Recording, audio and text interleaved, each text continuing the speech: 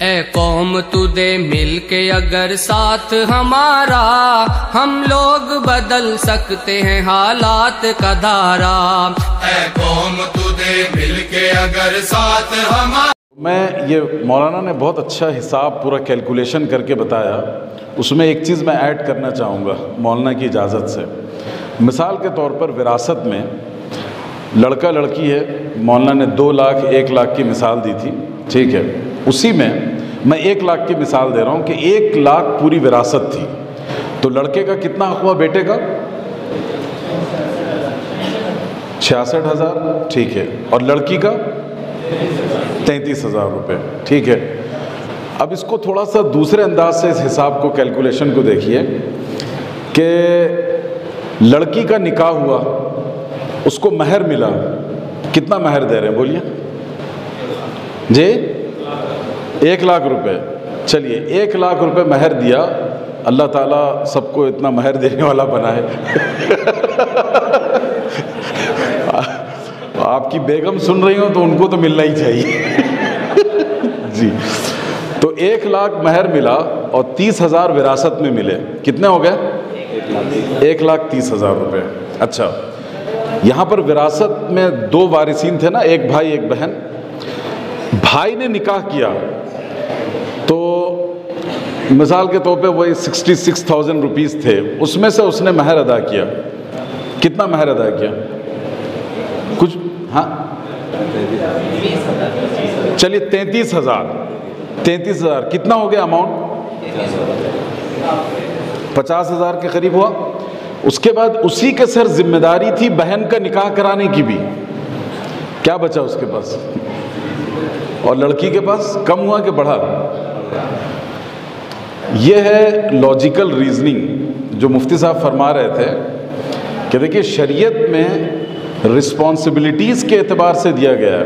تو ایک بڑے عالم ہیں عرب اسکالر ڈاکٹر صلاح سلطان مولانا، ان کی کتاب ہے اس موضوع پر، خواتین کے میراث پر، تو انہوں نے تو لکھا ہے کہ اصل میں زیادہ حق خواتین کو ملتا ہے، چند کیسز میں مردوں کو ملتا ہے جیسا کہ مولانا نے بتایا، ورنہ عورتوں ہی کا فائدہ ہے پورے نظام وراثت میں۔ تو ہمیں یہ سمجھنا چاہیے، ٹھیک ہے، اس لیے سمجھنا چاہیے کہ اسلام کو ان موضوعات کو بنا کر بنیاد بنا کر نشانہ بنایا جا رہا ہے۔ اچھی بات ہے، چلیے اب یہ ہو گیا ختم۔ ابھی تک جو ٹاپک تھا وہ میرا اور مولانا کا ٹاپک تھا، اب جو اگلا ٹاپک آ رہا ہے یہ آپ سب کا ٹاپک ہے۔ سمجھ میں آ رہا ہے یہ ٹاپک؟ ارے ہاں نا، کچھ تو بولیے، ابھی کوئی آپ کی بیگمات دیکھ نہیں رہی ہیں تو ڈرنا کیا آپ نے؟ تو اب یہ ہر انڈیویجول کا یہاں جو بیٹھا ہے اس کا ٹاپک ہے۔ اس ٹاپک کو شروع کرنے سے پہلے میں 4 یا 5 سوالات آپ کے سامنے رکھنا چاہتا ہوں، آپ لوگ جواب دیجئے اور اسی میں یہ پورا خلاصہ ہو جائے گا۔ سب سے پہلی بات یہ بتائیے کہ یہ اسلام کا بڑاپن ہے کہ اسلام نے سب سے پہلے تعدد ازدواج اور پولیگیمی کا آغاز کیا۔ سب اتفاق رکھتے ہیں اس اسٹیٹمنٹ سے؟ جی، جو لوگ اتفاق رکھتے ہیں وہ ہاتھ اٹھائیں، نو ایشوز، بہت اچھی بات، ہاں ویری گڈ۔ اسلام نے سب سے پہلے پولیگیمی کو انیشیٹ کیا، is it right this statement? ہاتھ اٹھائیے، چلیے بہت اچھا۔ گزارش ہے کہ آسان اصطلاحات کر کہ پولیگیمی اور تعدد ازدواج آپ کی ورڈ ہے اور انگلش جی، ایک کی تفصیل میں نہیں آتی۔ اب میں تیلگو میں بولوں؟ ایک سے زیادہ نکاح کرنا، ٹھیک ہے، اسی کو کہتے ہیں پولیگیمی اور تعدد ازدواج۔ ابھی میں آؤں گا اس کی ٹرمز کو ایکسپلین کروں گا۔ تو دو رائے ہمارے سامنے آئی۔ بعض لوگوں نے کہا کہ سب سے پہلے اسلام نے پولیگیمی، ایک سے زیادہ بیوی رکھنے کا حق انیشیٹ کیا، اور بعض دوستوں نے کہا کہ نہیں، اسلام نے نہیں کیا ہے بلکہ پہلے سے ہے، ٹھیک ہے، اچھی بات ہے۔ دوسرا سوال، اور یہ بہت انٹرسٹنگ ہے، ٹھیک ہے، دل تھام کے بیٹھیے آپ سب۔ سوال یہ ہے کہ ایک سے زائد نکاح کرنا فرض ہے، واجب ہے، مستحب ہے یا مکروہ ہے؟ اب بتائیے، مستحب ہے؟ ہاں مستحب، فرض کہہ رہے ہیں آپ؟ اچھا مستحب، جی ہاں، فرض کا کوئی قائل ہے یا نہیں ہے؟ آج کے حالات میں ماشاء اللہ تبارک اللہ، ان کا آڈیو نکال کے بھیجیے ان کی بیگم کو ماشاء اللہ۔ تو یہاں پر 3 باتیں آئیں، 2 باتیں مستحب اور آج کے حالات میں سرکمسٹانسز میں فرض، ٹھیک ہے، فرض نہیں تو کم سے کم واجب پہ تو آ ہی جائیں گے، چلیے ٹھیک ہے۔ دوسرا سوال ہو گیا۔ اب تیسرا سوال یہ ہے، یہاں ہمارے ملک میں جو پرائم منسٹر ہیں اور ہوم منسٹر ہیں، ان کو مسلمانوں کی بہت فکر ہے، اسی میں مرے جا رہے ہیں۔ تو انہوں نے کہا تھا کہ ہم 5 اور ہمارے 40 یا ہمارے 50، یہ نعرہ دیا تھا نا انہوں نے تو مسلمانوں کے بارے میں۔ تو یہ نعرہ کیا صحیح ہے؟ یہ سلوگن صحیح ہے کہ مسلمان، ہر مسلمان جو ہے، یا مسلمانوں میں ایک سے زیادہ بیوی رکھنے کا رواج مسلمانوں میں سب سے زیادہ ہے، یہ سٹیٹمنٹ صحیح ہے غلط ہے؟ چلیے نیکسٹ سوال، آپ میں سے کوئی شخص ایک بندے سے واقف ہے جس نے 4 شادیاں کی ہوں؟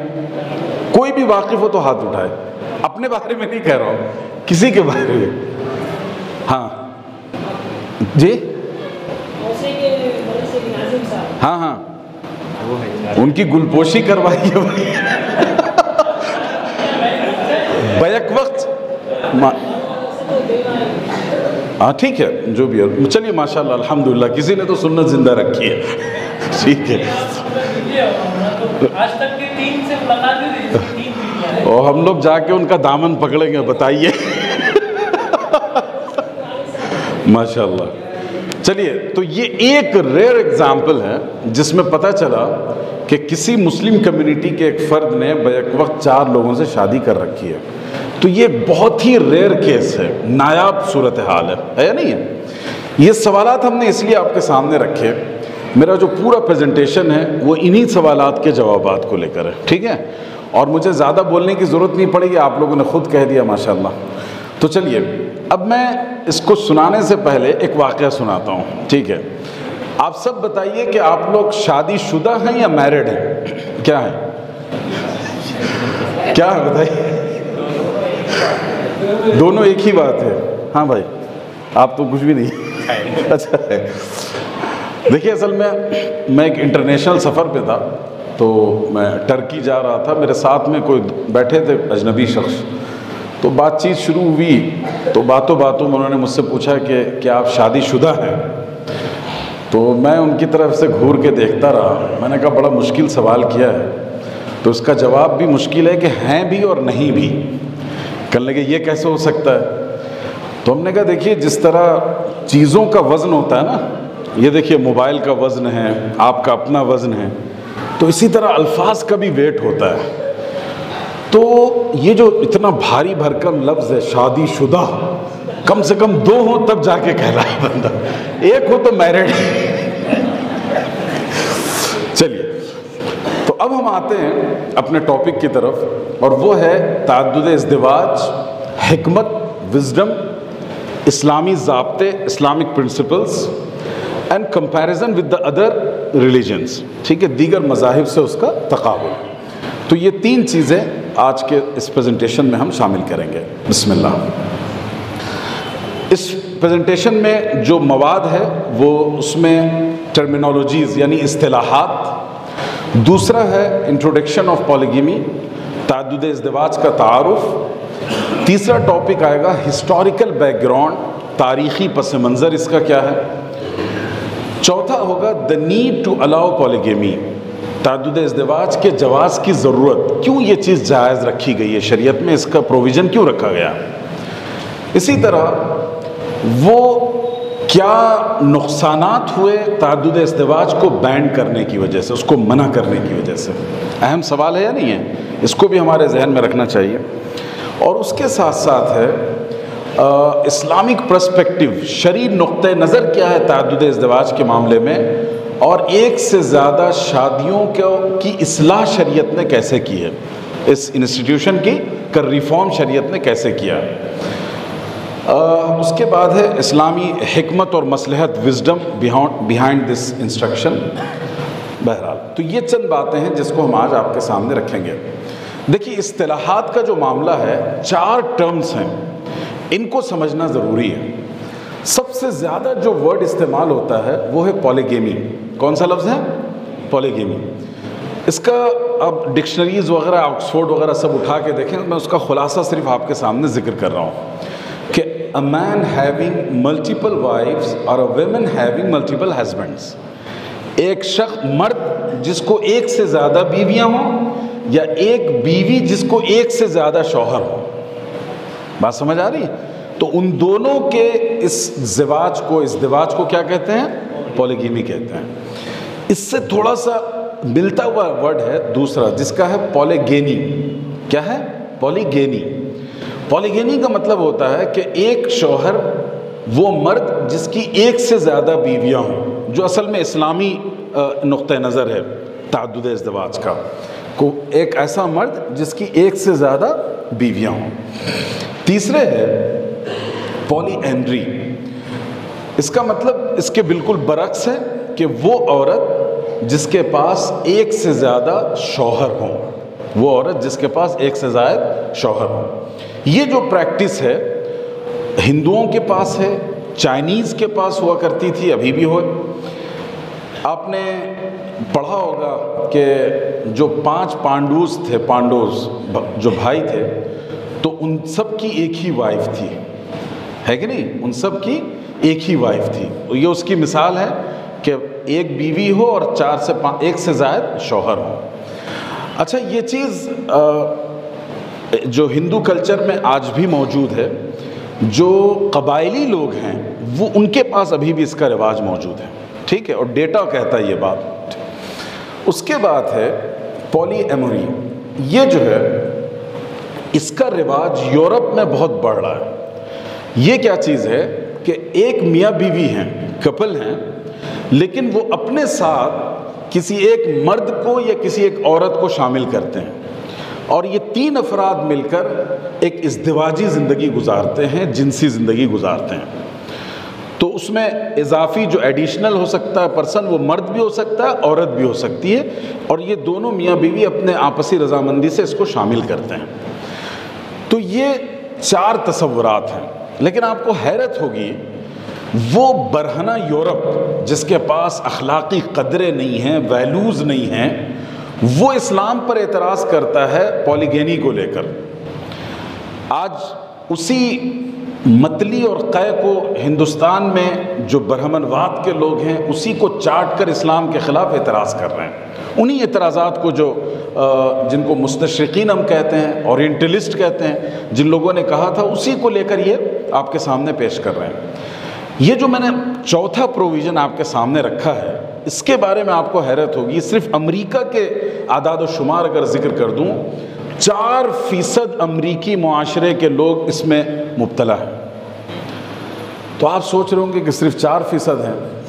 اس سے زیادہ حیرتناک بات یہ ہے کہ 29% امریکہ کی آبادی اس کو سپورٹ کرتی ہے. اب بتائیے, 1/3 سے زیادہ آبادی کسی ملک کی اتنے گھناؤنے عمل کو سپورٹ کرتی ہے, اس کے حق میں. تو یہ بالکل حیا باختہ معاشرہ ہے, اور وہ ایک باعزت طریقہ زندگی کے حق میں نہیں ہے, لیکن اس طرح کے ناجائز اور گندگی کے حق میں, راستوں کے حق میں وہ ہیں. تو یہ 4 الگ الگ ٹرمز ہیں, اصطلاحات ہیں جو آپ کے سامنے رکھی گئی, تاکہ جب بھی ہم اس موضوع پر مطالعہ کریں, پڑھیں, یہ چیزیں باریکیاں سامنے رہیں. ورنہ صرف پولیگیمی کہہ دیتے ہیں ہم, اور اس سے مراد وہ لے لیتے ہیں جو اسلامک کانسیپٹ ہے. آگے بڑھیں. میں سمجھا پایا آپ لوگوں کو یہ نقطہ؟ چلیے بسم اللہ. اب اس کے بعد اسلام جو پولیگیمی جس کو ہم لوگ کہہ رہے ہیں, ہم جو مراد لے رہے ہیں, جس کو تعدد ازدواج, چند زوجگی اردو میں کہتے ہیں, ایک سے زیادہ بیویاں یا نکاح کرنا ایک سے زیادہ عورتوں سے, اس کو کہا جاتا ہے. تو polygamy is a general term used for both genders. جیسا کہ میں نے بتایا کہ پولیگیمی دونوں کے لیے استعمال ہوتا ہے, کہ مرد کے ایک سے زیادہ بیویاں ہوں یا عورت کے ایک سے زیادہ شوہر ہوں.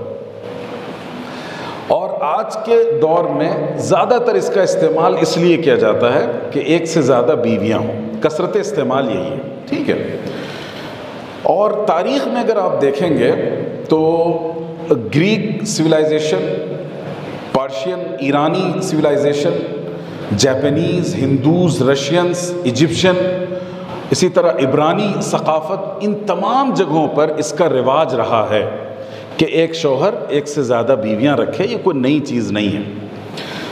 اب آگے بڑھیں، اس کا تاریخی پس منظر دیکھیے۔ دنیا میں جو مذاہب اور دھرم اور ریلیجن ہیں، تو اس میں جتنے آسمانی مذاہب ہیں ان سب کی یہ کامن پریکٹس رہی ہے، ان سب کے ہاں اس کا وجود رہا ہے کہ ایک انسان ایک سے زیادہ بیویاں رکھتا تھا۔ اور پھر پیغمبروں کی تاریخ اگر دیکھ لیں، حضرت نوح کے بارے میں آپ جانتے ہیں، تفسیر میں مفسرین نے لکھا ہے 2 بیویاں تھیں، ایک بیوی اسلام قبول کیا تھا، ایک بیوی اور بیٹے نے اسلام قبول نہیں کیا تھا۔ پھر اس کے بعد آپ حضرت ابراہیم کے بارے میں دیکھیں، ان کی 3 بیویوں کا ذکر خود تورات میں رکھا ہے، ٹھیک ہے، ہاجرہ، سارہ اور توقیہ، ٹھیک ہے۔ تو حضرت ابراہیم علیہ السلام کی 3 بیویاں، حضرت اسحاق کی، حضرت یعقوب کی، حضرت اسماعیل کی، تمام پیغمبروں کی، حضرت موسیٰ علیہ السلام کی، ان تمام پیغمبروں کی ایک سے زیادہ بیویاں تھیں۔ یہ بات اولڈ ٹیسٹمنٹ جو ان لوگوں کا ریسورس ہے، عیسائیوں اور یہودیوں کا نیو ٹیسٹمنٹ، ان دونوں چیزوں میں پایا جاتا ہے۔ تو اس سے ایک اہم نقطہ یہ پتہ چلا کہ مذاہب کے حوالے سے دیکھا جائے تو تمام آسمانی مذاہب میں یہ کامن پریکٹس تھی۔ دوسرے وہ مذاہب جو آسمانی نہیں کہلاتے ہیں، مثال کے طور پر ہندو دھرم ہے، ان کے پاس بھی یہ پریکٹس قدیم زمانے سے چلی آ رہی ہے۔ لکشمن جی کے بارے میں اگر آپ پڑھیں گے تو آپ کا عقل حیران رہ جائے گی کہ اتنی ساری بیویاں کیسے رکھ سکتا ہے کوئی بندہ، یعنی ہزاروں، سینکڑوں، لاکھوں میں چلی جاتی ہے اعداد و شمار۔ خود رام جی کے جو والد تھے راجہ دشرت، ان کی کتنی بیویاں تھیں؟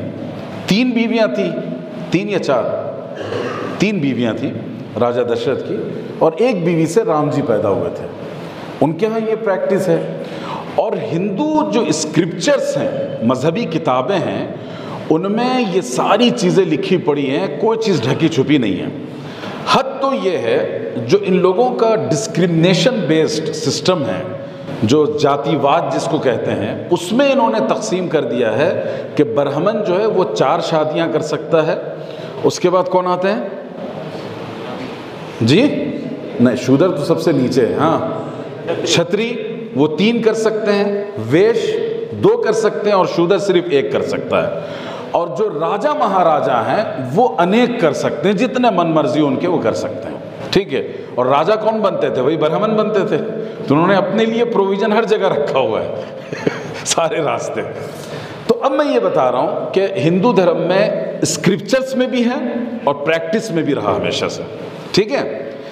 اسی طریقے سے آپ مذہب کے علاوہ سویلائزیشنز، جو ثقافتیں تھیں، تمدن تھے، ان میں اگر آپ دیکھیں تو مصری، ایجپشین ثقافت، وہاں اس کا رواج ہے، فارسی، ایرانی ثقافت میں ہے، یونانی ثقافت میں، ہر جگہ ایک سے زائد بیوی رکھنے کی گنجائش ہمیشہ رہی ہے، اور یہ پریکٹس قائم رہی ہے، ٹھیک ہے۔ تو اس پورے ڈسکشن کا جو آؤٹ کم ہے وہ سمجھ لیجئے، وہ یہ ہے کہ اسلام نے پولیگیمی کو انیشیٹ نہیں کیا، بلکہ ہزاروں سال سے جو ہیومن ہسٹری، سویلائزیشن، ٹریڈیشنز آئے ہیں، کسٹمز آئے ہیں، اس میں یہ بات شامل تھی۔ تو آج پورا گھڑا لے جا کر مسلمانوں کے سر پھوڑنے لگتے ہیں یہ کہ مسلمان کرتے ہیں، اور کر رہے ہیں یہ خود، ٹھیک ہے۔ اس بات کو ہم سمجھ لیں۔ اب آگے بڑھیے، ایک نئی چیز کہتے ہیں کہ ڈیٹا بولتا ہے اور بیٹا بھی بولتا ہے۔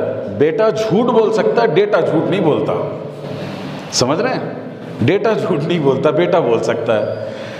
یہ وہ اعداد و شمار ہیں۔ اچھا، ان اعداد و شمار سے پہلے میں آپ کو ایک دوسری سلائیڈ ہے جس کی طرف میں لے جاؤں گا کہ پولیگیمی کی ضرورت کیوں پیش آتی ہے، جب اتنے مذاہب اور ہزاروں سال کی انسانی تاریخ یہ بتا رہی ہے کہ لوگوں کے پاس یہ کامن پریکٹس تھی، تو آخر اس کی ضرورت کیا پیش آئی؟ اس کی اصل میں 2-3 باتیں ہیں۔ ایک ہے، دیکھیے، مرد اور عورت کا تناسب، ریشیو جو ہے وہ کم بیش ہوتا رہتا ہے۔ پیدائش کے اعتبار سے یہ تناسب نہیں ہوتا، مرد اور عورت کی پیدائش کی شرح تقریباً برابر ہوتی ہے، لیکن بعد میں حالات ایسے پیش آتے ہیں جس کی وجہ سے مرد اور عورت کا تناسب گھٹتا بڑھتا رہتا ہے۔ مثال کے طور پر جنگیں ہوتی تھیں، تو جنگوں میں سب سے زیادہ کن کی جانیں جاتی ہیں؟ عورتوں کی جاتی ہیں نا، مردوں کی جاتی ہیں۔ جیسے فرسٹ ورلڈ وار آپ گوگل کر کے دیکھ لیں کتنے لاکھ انسان مارے گئے، second world war billions of people مارے گئے، تو اس میں 99% مرد مارے جاتے تھے اور 1% چند فیصد خواتین کا ہوتا تھا۔ تو اس طرح کے جو حادثات پیش آتے ہیں اس کی وجہ سے آبادی کے تناسب میں فرق آ جاتا ہے، ریشیو میں فرق آ جاتا ہے، اور اکثر اموات جو ہے وہ مردوں کی ہوتی ہیں۔ اسی طریقے سے جو ٹریفک ایکسیڈنٹس ہوتے ہیں، حادثات ہوتے ہیں، اس میں کن کی جان جاتی ہے؟ مردوں کی۔ جیسے میرے پاس 2015 کا امریکہ کا ڈیٹا ہے جس میں بالکل 2/3 کا فرق ہے ایکسیڈنٹس میں مرنے والوں کے، 2/3 کا، یعنی 2/3 سے زیادہ جو ہے مرد مر رہے ہیں ٹریفک ایکسیڈنٹس میں، حادثات میں، اور لیس دین 1% یا 1/3 خواتین مر رہی ہیں۔ ٹھیک ہے، 2 بات ہو گئی۔ تیسری بات یہ ہے جیلوں میں جو آبادی ہے ہماری، جیلوں میں جو آبادی ہے تو مرد زیادہ ہوتے ہیں کہ عورتیں زیادہ ہوتی ہیں جیلوں میں؟ ظاہر ہے کرائمز میں مرڈر ہو، روڈی شیٹر ہو، فلاں ہو، ان تمام کرائمز میں مردوں کا تناسب زیادہ رہتا ہے، تو جیل کی زیادہ تر آبادی، خود انڈیا کا ڈیٹا آپ کے سامنے آ جائے گا، گوگل پر موجود ہے، اس میں زیادہ تر آبادی مردوں کی ہوتی ہے، بہت کم خواتین کا تناسب ہوتا ہے۔ تو اس طرح کے واقعات، حادثات اور صورتحال پیدا ہونے کی وجہ سے وہ پیدائش کی شرح جو تقریباً یکساں ہوتی ہے اس میں عدم توازن پیدا ہو جاتا ہے، امبیلنس کریٹ ہو جاتا ہے۔ اب ہوتا یہ ہے کہ مرد کی آبادی کم ہوتی ہے اور عورتوں کا تناسب بڑھ جاتا ہے۔ اب اسی میں ایک نقطہ سمجھیے، جیسے یہ آپ کے سامنے میں نے اعداد و شمار ذکر کیے ہیں، دنیا کے 10 کنٹریز جس میں اعلیٰ ترین خواتین کی شرح ہے، نیپال ہمارے پڑوس میں 54.5% خواتین کا تناسب ہے وہاں کی آبادی میں، تو مردوں کا کتنا ہوا بتائیے؟ 46، ٹھیک ہے، یا اس سے بھی کم، ٹھیک ہے۔ اسی طرح آپ کو یوکرین کی جنگ کا شور سن رہے ہیں آپ، 53.7%، رشیا میں 53.7%، اسی طریقے سے ارمانیہ دیکھ لیجئے وہاں 53% ہے، پرتگال میں جو ہے 52.7% ہے۔ تو یہ دیکھیے تناسب آبادی کا کتنا فرق پڑ رہا ہے مرد اور عورت کا۔ یہیں پر ایک نقطہ سمجھیے، آپ کے ذہن میں آ رہا ہوگا کہ 4-5% کا تو فرق ہو رہا ہے نا، 1 کروڑ میں 5% آپ نکال کے دیکھیے کتنے لاکھ بنتے ہیں؟ کتنے لاکھ بنتے ہیں؟ 5 لاکھ۔ تو یہ کوئی معمولی بات نہیں ہے، یہ چند افراد کی بات نہیں ہے۔ 5 لاکھ خواتین اگر کسی سماج اور سوسائٹی میں زائد ہیں تو کیا ان خواتین کو عزت کے ساتھ جینے کا حق نہیں ہے؟ کیا ان کی فزیکل نیڈز اینڈ ریکوائرمنٹس نہیں ہیں؟ کیا وہ ڈگنیٹی کے ساتھ سماج میں زندگی نہ گزاریں؟ کیا ان کی ماں بننے کی خواہش پر آپ قدغن لگا دیں گے؟ نہیں لگا سکتے نا۔ تو یہ بظاہر آپ کو وہ چھوٹا سا فگر لگتا ہے، لیکن یہ بہت بڑا سماجی ایشو ہے جس کو اگنور نہیں کیا سکتا، نظر انداز نہیں کیا سکتا۔ تو یہ ایک بہت بڑا فیکٹ ہے کہ مردوں اور عورتوں کے آبادی میں پیدائش کے اعتبار سے زیادہ فرق نہیں ہوتا، لیکن حادثات، جنگوں، جرائم کی بنیاد پر ایک بہت بڑا گیپ کریٹ ہو جاتا ہے۔ خود انسائکلوپیڈیا آف بریٹانیکا کا یہاں پہ کوٹ نقل کیا گیا ہے کہ مردوں کی زندگی کو زیادہ رسک ہوتا ہے بمقابلے عورتوں کے، ٹھیک ہے۔ تو یہ سارے اعداد و شمار موجود ہیں۔ تو ایک وجہ یہ ہے۔ دوسری بات یہ ہے کہ دیکھیے بہت سے اعذار ہوتے ہیں، خاندانی پرابلمز ہوتے ہیں، ان کو سالو کرنے کے لیے آپ کو 1 سے زائد نکاح کرنے کی ضرورت پیش آتی ہے۔ بہت میں آج پڑھ رہا تھا آتے ہوئے راستے میں، تو آپ کو بتانا چاہتا ہوں، جیسے مثال کے طور پر کوئی بیماری ہو جس کی وجہ سے تولید کی صلاحیت، کنسیو کرنے کی صلاحیت نہ ہو، تمام تر ٹریٹمنٹ کے باوجود اولاد نہ ہو، تو کیا یہ ایسی ضرورت نہیں ہے جس کی وجہ سے کوئی دوسرا نکاح کر لیا جائے؟ میں یہ نہیں کہہ رہا ہوں کہ اس سے واجب ہے، فرض ہے، ٹھیک ہے، اگر مرد صبر کر لے بہت اچھی بات ہے، لیکن اگر وہ جائز طریقے سے اس ضرورت کو پورا کرنا چاہے تو کیا یہ ظلم ہے عورت پر؟ ہرگز نہیں ہے ظلم۔ تو بہت سے کیسز ایسے ہوتے ہیں جس میں حالات، سرکمسٹانسز اس بات کا تقاضا کرتے ہیں کہ ایک انسان دوسرا نکاح کر لے، جیسے بیماریوں کا شکار ہو جانا ہے۔ بہت سی مرتبہ خواتین بعض ایسی بیماریوں کے شکار ہو جاتی ہیں، ڈسیبلٹیز کے شکار ہو جاتی ہیں، تو ایسی صورت میں ایک سپورٹنگ سسٹم کے طور پر تعدد ازدواج یا پولیگیمی کی اجازت رکھی جاتی ہے۔ اچھا، میں یہاں پر ایک بڑے نقطے کی بات بتاؤں کہ اسلام نے ایسی پرابلمز کا سولوشن کیا بتایا ہے کہ باعزت طریقے سے، لیگل طریقے سے ایک لائف پارٹنر کو ایڈ کرو، اس کی تمام تر رسپانسبلٹیز لو، تمام تر ڈگنیٹی اور عزت کے ساتھ اس کو زندگی جینے کا حق دو۔ یہ اسلام نے کہا ہے نا۔ ہمارے ہندو بھائیوں کے پاس جو لوگ آج صبح شام ڈیبیٹ کرتے ہیں ان موضوعات پر، آپ کو معلوم ہے ایک ان کے پاس پریکٹس رہی ہے ہزاروں سال سے، کیا بولتے ہیں اس کو؟ بولیے، نیوگ بولتے ہیں۔ کیا کہتے ہیں؟ نیوگ، NIYOG۔ آپ یا ہندی میں دیکھ لیجئے گا، گوگل پہ دیکھ لیجئے نیوگ کا کیا مطلب ہے۔ مذہبی کتابوں میں ہندوؤں کے پاس لکھا ہے کہ کوئی عورت اگر بچہ جننے کی صلاحیت نہیں رکھتی یا اس کا شوہر کئی سالوں کے لیے باہر چلا گیا تو وہ عورت زیادہ سے زیادہ 10 مردوں کے ساتھ سو کر بچے پیدا کر سکتی ہے۔ اور اس کے برعکس بھی ہے کہ کسی مرد کی بیوی اگر مثال کے طور پر فالج زدہ ہو جائے، کسی بیماری کی شکار ہو جائے یا اولاد دینے کی صلاحیت نہیں، تو مرد کو اجازت ہے کہ اس بیوی کے رہتے ہوئے زیادہ سے زیادہ 10 عورتوں کے ساتھ اپنے جنسی تعلقات قائم کر سکتا ہے، اس کو لیگل وائف کا اسٹیٹس دیے بغیر۔ اب بتائیے دونوں میں سے کون سے آپشن باعزت ہے؟ پوچھیے اپنے ضمیر سے۔ اچھا، یہ ادھر ادھر کی ہانک نہیں ہے، یہ کتابوں میں لکھی ہوئی چیز ہے۔ آپ صرف گوگل پہ کر لیں what is Neog in Hinduism, ٹھیک ہے، وہ آپ کو پورا ڈیٹا دے دے گا ان کے دھرم گروؤں کے حوالے سے کہ کیا نیوگ ہے، کیسے کیا جاتا ہے، کیا کیا اس کے شرائط ہیں۔ تو دیکھیے اسلام نے ان پرابلمز کا جو ایک سلوشن دیا ہے وہ یہ ہے کہ آپ ایک فیملی ممبر کو ایڈ کیجئے، اس کے پورے سوشل سیکیورٹی کے ساتھ، لیگل رائٹس کے ساتھ، اس کی ڈگنیٹی اور عزت و احترام کا پورا حق ادا کرتے ہوئے، اس کی رسپانسبلٹیز لیتے ہوئے۔ اور یہاں کہہ رہے ہیں کہ نہیں، آپ 1 سے لے کے 10 تک آپ عورتوں سے تعلقات قائم کر لیں، جائز ناجائز، اور ان کی کوئی ذمہ داری بھی آپ کے سر نہیں ہے، نہ ان کے مینٹیننس کی، نہ اس کی، نہ اس کی۔ اور جو بچہ پیدا ہوگا وہ ان کی طرف منسوب نہیں ہوگا، اس کی طرف منسوب ہوگا۔ تو یہ اسلامی جو تعلیم ہے وہ کتنی نیچر اور انسانی فطرت پر ہم آہنگ ہے۔ بہرحال اسی طرح ایک اور جو اہم ریزن ہے شریعت کا، کہ شریعت میں اخلاقیات، ویلیوز، ایتھکس کی بہت اہمیت ہے ہمارے اسلامی نظام میں، وہ ایمان کا حصہ ہے۔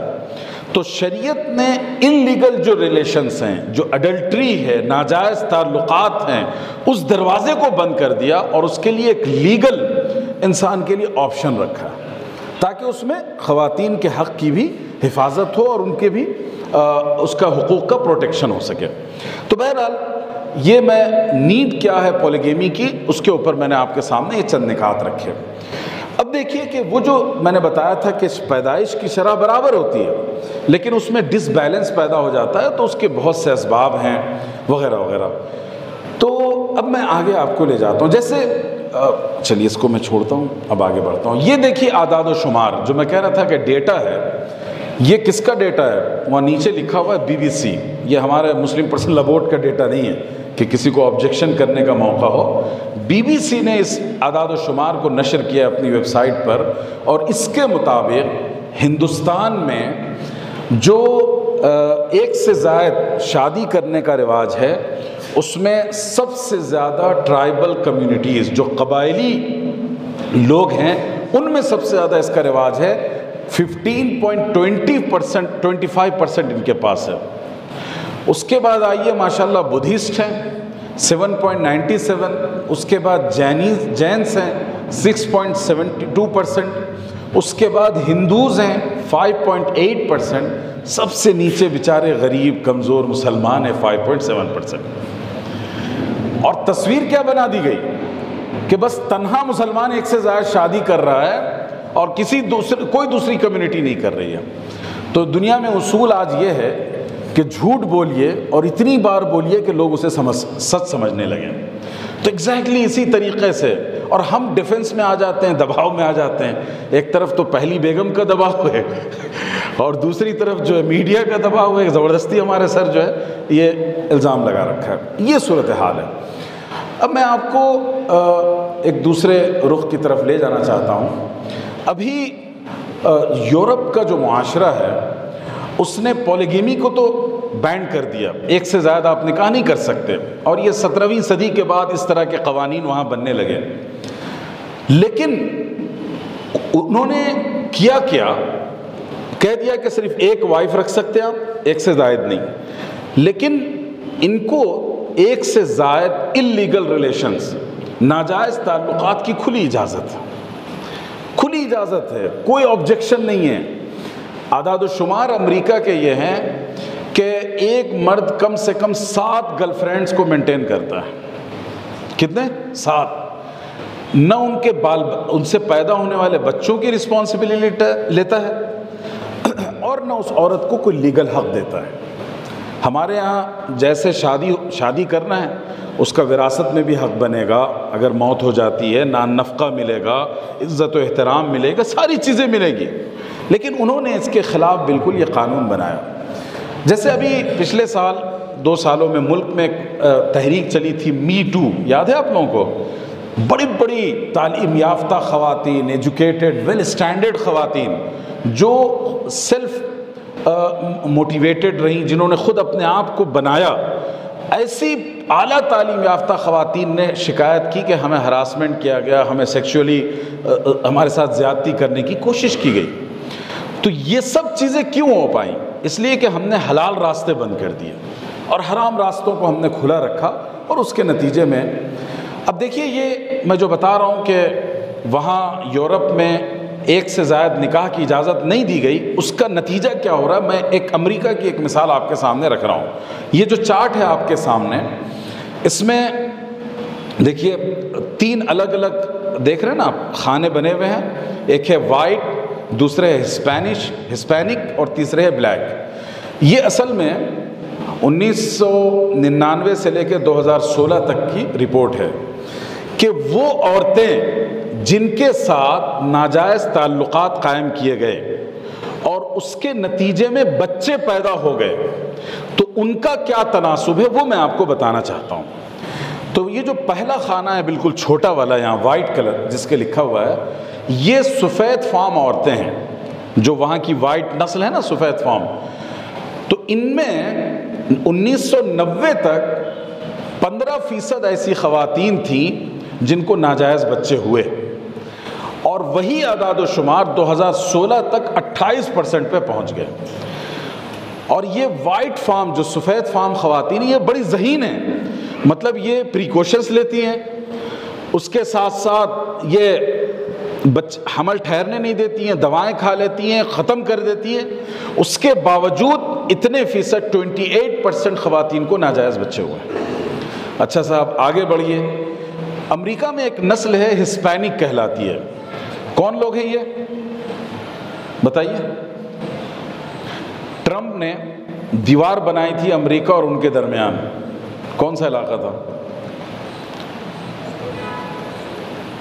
کسی کو یاد نہیں.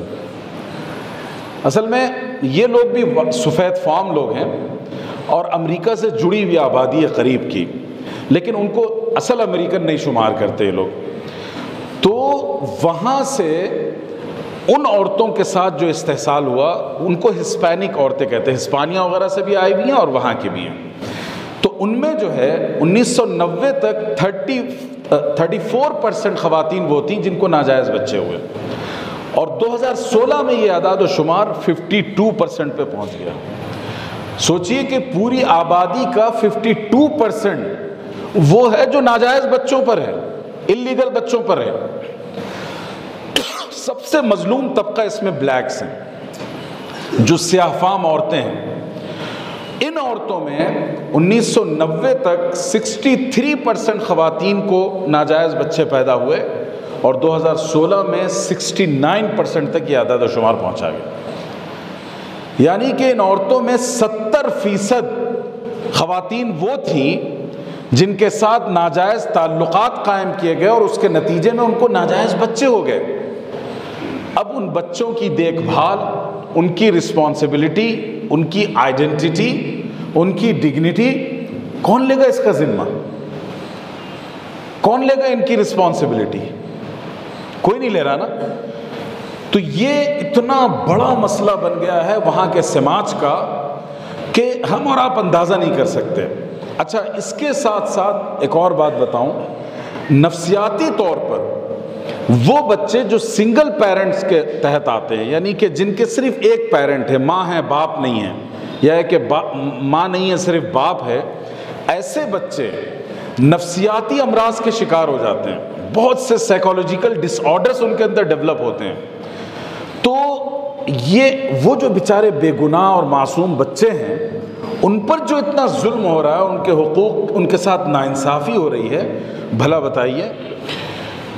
تو یہ میں عرض کر رہا تھا کہ یہ ایک بڑا سماجی مسئلہ بنا ہے کہ ایک طرف ان کے پاس وہ بچے پیدا ہو رہے ہیں جن کے اپنے پیرنٹ مطلب انلیگل ہیں، غیر قانونی ہیں، اور دوسری بات یہ بچے سنگل پیرنٹ کی حیثیت سے پرورش پا رہے ہیں.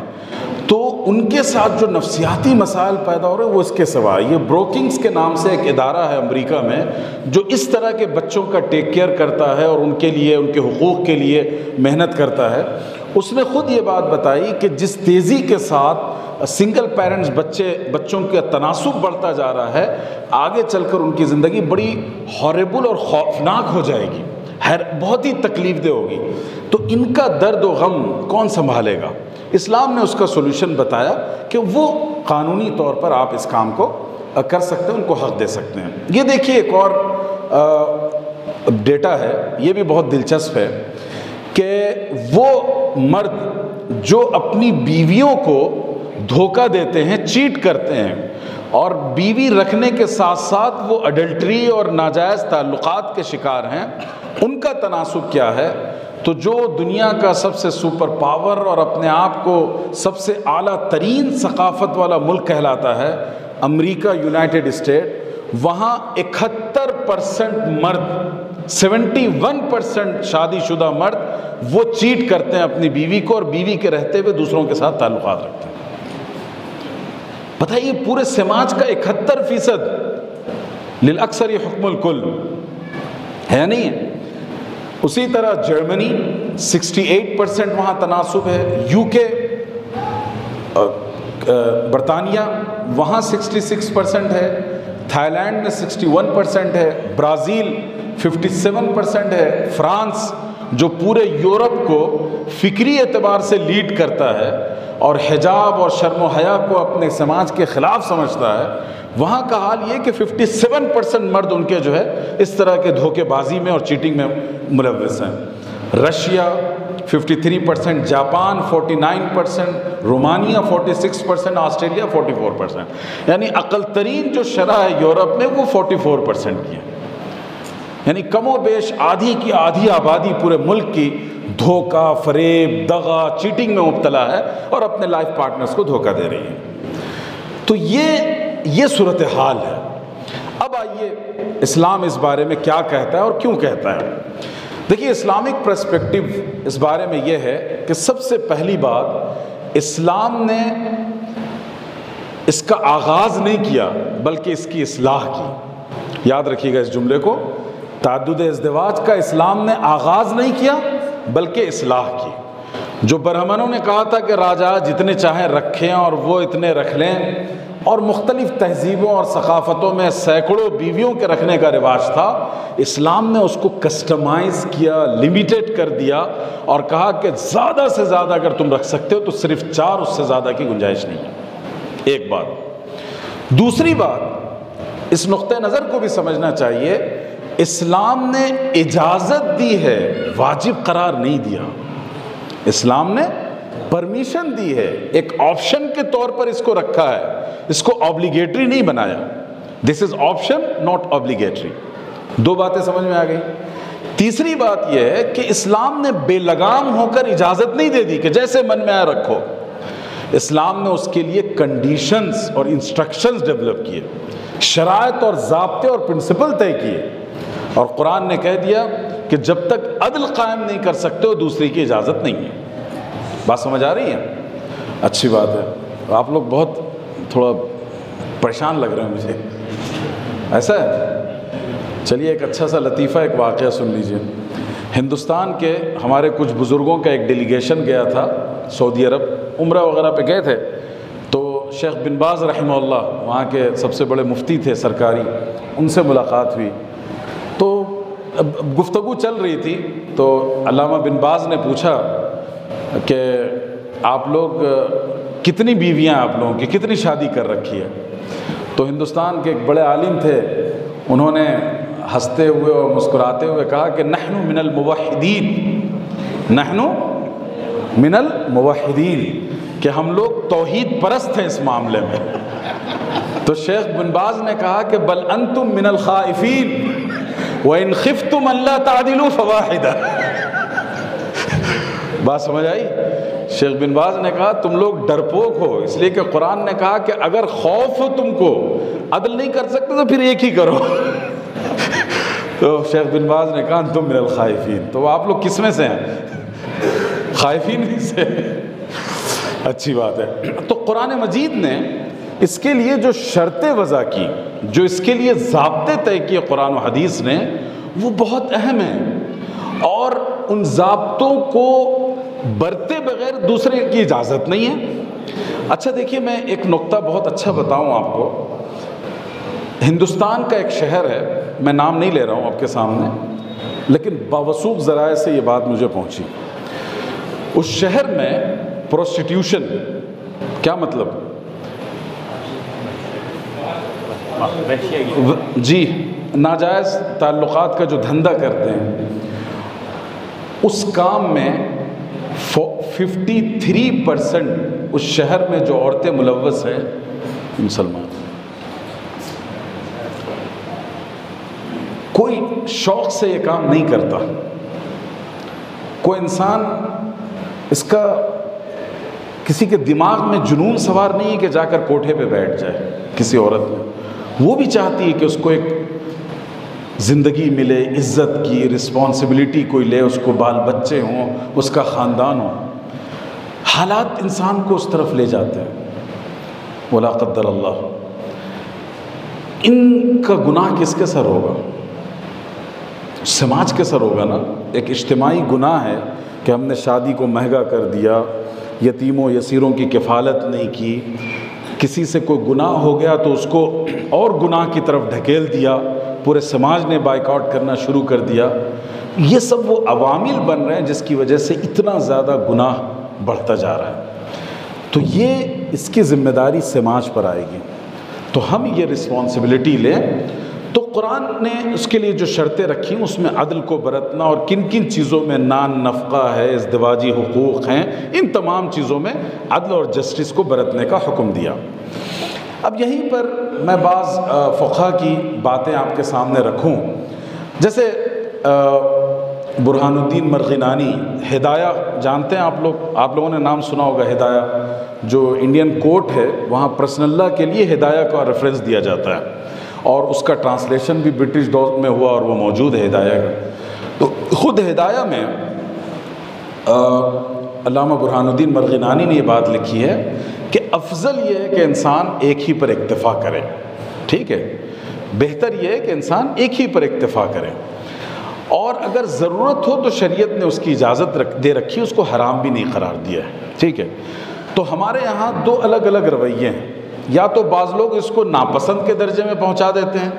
ظاہر شریعت میں جو عمل جائز ہو، تمام میں نے انبیاء کے نام لیے، خلفائے راشدین، حضرت عمر رضی اللہ تعالیٰ عنہ کے بارے میں کہا جاتا ہے کہ 9 بیویاں تھیں، مطلب ایک وقت میں نہیں، کسی کا انتقال ہو گیا تو پھر تو 9 عورتوں سے انہوں نے نکاح کیے تھے۔ چاروں خلفاء کے پاس 4 سے زیادہ بیویاں تھیں، الگ الگ ڈیوریشن میں، لیکن اصل میں 4 بیویاں تھیں۔ تو یہ ایک کامن پریکٹس تھی۔ جہاں سرکمسٹانسز، حالات ایسے ہوں کہ خدا نہ خواستہ لڑکیاں ارتداد اور الحاد کی طرف جائیں، گناہ اور گمراہی کی طرف جائیں، تو وہاں ہم اس طرح کا اقدام لیں۔ چونکہ شریعت میں عفت و عصمت کی حفاظت، نسل کی حفاظت، یہ شریعت کے مقاصد میں سے۔ تو یہ میں جو چاروں ائمہ کے پاس یہ چیز جائز ہے بغیر کسی اختلاف کے، اور اکثر نے یہ بات کہی ہے کہ بغیر ضرورت کے اس کو اختیار نہ کیا جائے، لیکن بہرحال شریعت نے گنجائش رکھی ہے، کرنے والے کو معیوب سمجھنا گناہ ہے، یہ بات یاد رکھا جائے۔ کوئی شخص اگر کسی بھی نیت سے کرے، اپنی ضرورت کے لیے کرے، کسی یتیم کسی بیوہ کی کفالت کے لیے کرے، اگر وہ کرے تو اس کو معیوب نہ سمجھا جائے، یہ خالص ہندوانہ اور غیر اسلامی نقطہ نظر ہے۔ اب جو شرعی ضابطے ہیں وہ میں نے یہاں پر خلاصے کے طور پر کہہ دیا ہے کہ کنٹرول دا پولیگیمی، اسلام نے تعدد کے مقدار کو جو ہے کسٹمائز کیا، محدود کیا، انصاف قائم کرنے کو شرائط میں رکھا، ڈسکرمنیشن یعنی امتیاز پر مبنی سلوک سے منع کیا، بلکہ عدل اور برابری کا سلوک کرنے کو کہا۔ اب اس کے بعد اس کے پیچھے وزڈم کیا ہے، میں اس میں زیادہ وقت نہیں لگاؤں گا، اس میں اس پوری گفتگو سے آپ کو جو سمجھ میں آیا آپ لوگ فوراً جواب دیجئے۔ تو ایک سے زائد اسلام نے جو نکاح کرنے کی اجازت دی ہے اس کی حکمت کیا ہے بتائیے جلدی۔ گناہ سے بچنے، عفت و پاک دامنی کے لیے۔ بہت اچھے، ہاں، معاشرے میں کو فساد سے بچانے کے لیے۔ دو جی، ضرورت مند کے مدد ہو سکے، یعنی ضرورت مند خواتین کو ان کا سماجی حق ملے۔ جی کوئی کچھ بول رہے تھے، کفالت، سوشل رسپانسبلٹی کے لیے۔ جی، نئی نسل کی تعلیم و تربیت کے لیے۔ جی ہاں، آبادی کے عدم توازن کو درست کرنے کے لیے، آبادی میں جو عدم توازن، امبیلنس کریٹ ہو رہا ہے ویکیوم، اس کو بیلنس کرنے کے لیے۔ ہاں، شادی کرنا سنت بھی ہے ماشاءاللہ۔ ہاں ہاں، سماج کی ہر عورت کو باعزت زندگی ملے اور اس کے جسمانی اور جنسی حقوق پورے ہوں۔ بہت اچھے۔ جی اور کوئی؟ بے سہارا کو سہارا ملے۔ جی، عورتوں کو ان کے حقوق ملیں، انسانی اور سماجی اور جسمانی، معاشی، ہر اعتبار سے۔ یہ تمام وزڈمز ہیں جو آپ خود کہہ رہے ہیں، اور انہی چیزوں کو میں نے یہاں پر وراثت میں ان کو حق ملے، سمجھے، یکساں ان کے ساتھ معاملہ کیا جائے سماج میں، خاندان میں، ٹھیک ہے، وغیرہ وغیرہ۔ تو یہ تمام حکمتیں ہیں اور ویلڈ ریزنز ہیں جس کی وجہ سے شریعت نے ایک سے زائد نکاح کی اجازت دی ہے۔ اب یہاں پر میں نے دو مختلف مغربی مفکرین کا حوالہ دیا ہے جن لوگوں نے اس کے حق میں بات کی ہے۔ میرا بیگ کہاں تھا لیپ ٹاپ والا؟ اگر یہاں، اس میں دو کتابیں رکھی، لے آئیے۔ تو یہ میں اس سے گریز کرتا ہوں، یہاں پر بھی میں نے کئی مغربی مفکرین کے اقوال نقل کیے ہیں جنہوں نے سپورٹ کیا ہے اور کہا کہ اس کے اندر دو کتابیں نکال کے دیجیے، کہ یورپ کا جو یک زوجی نظام ہے اس کو کبھی بھی چند زوجی نظام سے بہتر نہیں قرار دیا سکتا، اس لیے کہ اس میں خواتین کے حقوق کی پامالی ہوتی ہے اور ان کے ساتھ زیادتی ہوتی ہے۔ ٹھیک ہے، چلیے میں اپنی بات کو ختم کرنے سے پہلے آپ کو ایک اہم نقطے کی طرف لے جاؤں گا، وہ یہ ہے کہ دیکھیے یہ دو کتابیں ہیں میرے سامنے، میں آپ کے لیے لے کر آیا کہ دکھا دوں۔ یہ کتاب ہے ہندوستانی معاشرے میں تعدد ازدواج، عیسائیت، ہندو مت اور اسلام کی روشنی میں، اور ماشاءاللہ ایک قابل خاتون ہے ڈاکٹر شائستہ پروین، ان کا پی ایچ ڈی کا یہ مقالہ ہے علی گڑھ مسلم یونیورسٹی سے۔ اس کتاب میں ساری چیزیں رکھ دی گئی ہیں، تمام مذاہب کے حوالے وغیرہ وغیرہ۔ دوسری کتاب ہے وہ فقیہ سر حضرت مولانا خالد سیف اللہ رحمانی صاحب کی، اس کتاب کا نام ہے مسلم پرسنل لا اور بعض غلط فہمیاں۔ اس میں یہ موضوع بھی ہے اور اس کے علاوہ جتنے موضوعات تفہیم شریعت کے تحت آتے ہیں ان سب موضوعات پر خاطر خواہ اچھا مواد موجود ہے۔ تو جو اہل علم ہیں ان دونوں کتابوں کو اپنے پاس رکھیں، اپنے محاضرات اور پریزنٹیشنز تیار کیجئے اور اس کی روشنی میں اس پیغام کو خواتین تک، غیر مسلموں تک، لائرز تک پہنچائیے۔ ھذا وصلی اللہ علی سیدنا محمد وبارک وسلم والحمد للہ رب العالمین۔